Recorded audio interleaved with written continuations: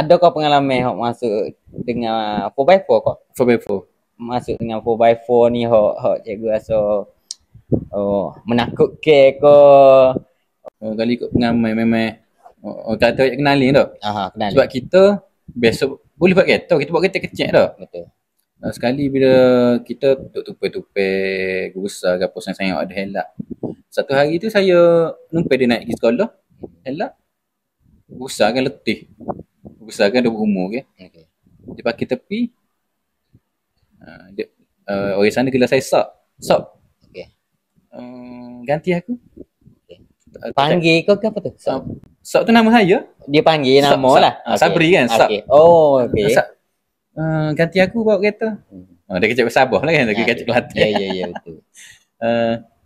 Kita sudah hati. Ujian aku betul-betul ni. Kita tak rajin tak bawa jalan berlumpur. Ya. Sebelum tu memang tak rajin bawa lagi? Tak rajin bawa kereta besar lah. Okey. Lepas tu di jalan berlumpur pula.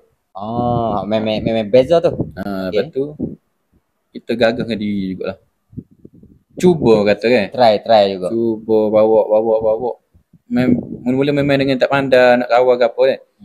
Lama-lama dah kita dah biasa tu. Berani lah. Lepas tu beli kereta sendiri lah. Beli kereta sendiri.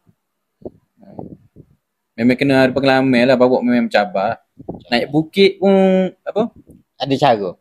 Bukit ya memang ada cara tapi nak katanya kena tangan tu kena cepat super silap. Kita gelar dia silap lah silap. Sebab kereta biasa kita bawa lurus dia. Okey. Ikut jalan lurus dah. Lampu depan. Dok kalau di pelamin. Saya biasa naik bukit dengan licinnya jalan gini macam ketai.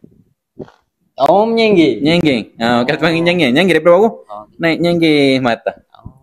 Tak boleh licin kan? Betul. Kadang nyengging ke kiri. Jadi gini lah. Nyengging mata. Kalau tak cekap memang bahaya.